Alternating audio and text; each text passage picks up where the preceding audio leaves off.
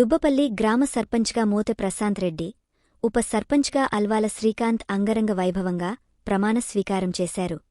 భారీ మెజార్టీతో గెలిపించిన గ్రామ ప్రజలకు వారు కృతజ్ఞతలు తెలిపారు.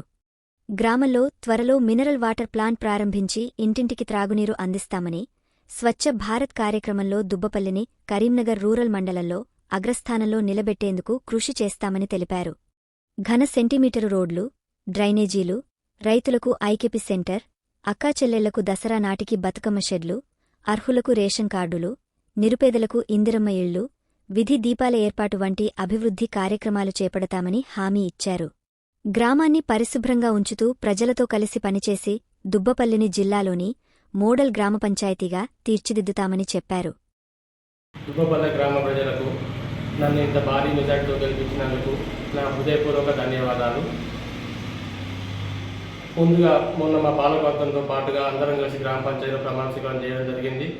ఆ రోజు నాడు మా ఊరి సమస్యలు ఏమేమి ఉన్నాయో అన్నింటినీ మా దృష్టికి తీసుకురావడం జరిగింది మా సెక్రటరీ మేడం గారు.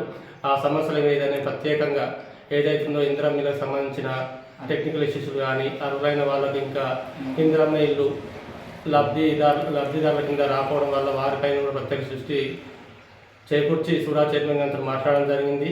అలాగే ఊళ్ళో ఉన్న విద్యుత్ దీపాలు మరియు మంచినీటి సరఫరాపై కూడా పూర్తిగా అవగాహనతో ఈ రోజు నాకు సంబంధించిన కార్యక్రమాలు చేపట్టడానికి గేట్ వాల్ రిపేర్ అవుతుంది, లేకుంటే మిగతా కాడ ఇంకేమన్నా వాటర్ రానట్టయితే దానికి సంబంధించిన విషయాలను కూడా పూర్తిగా చేయడం గురించి ఇప్పుడే మాట్లాడడం జరిగింది. మిగతా ఇంకేమైనా సమస్యలు ఉన్నాయని ఒకటి కరెంట్ సంబంధించిన సమస్య, దానిపై కూడా మెయిన్ లైన్ హైటెన్షన్ కాబట్టి ఇందిరమ్మ లబ్ధిదారులు ప్రొసీడింగ్లో వచ్చినా కానీ ఇల్లు కట్టుకుని పొజిషన్ ఉన్నారు. దానికోసం కూడా నేను ప్రత్యేకంగా దృష్టి సారించి మా మినిస్టర్ గారికి తెలియజేయడం జరిగింది. ఆ హైటెన్షన్ లైన్ని కూడా పక్కనే ఉన్న ఎస్ఆర్ఎస్పి కెనాల్ ద్వారా పక్కన జరిపించడం జరుగుతుంది. దాంతో పాటుగా ఇంకా ఏమైనా సమస్యలు ఉన్నా కానీ గ్రామ ప్రజలందరికీ అందుబాటులో ఉండి ప్రతి సమస్య మీద ప్రత్యేక దృష్టి సారించి ఏ సమస్యను కూడా నా సమస్యగా భావించి అన్నింటికి కూడా నేను సమస్యలన్నీ తీరుస్తానని మాటిస్తున్నాను. అందరికీ అందుబాటులో ఉండి 24 గంటలు మీకు ఎలాంటి సమస్య వచ్చినా కానీ మీ ఇంట్లో ఓ కొడుకులా ఉండి మీ సమస్యలను తీరుస్తానని మాటిస్తున్నాను.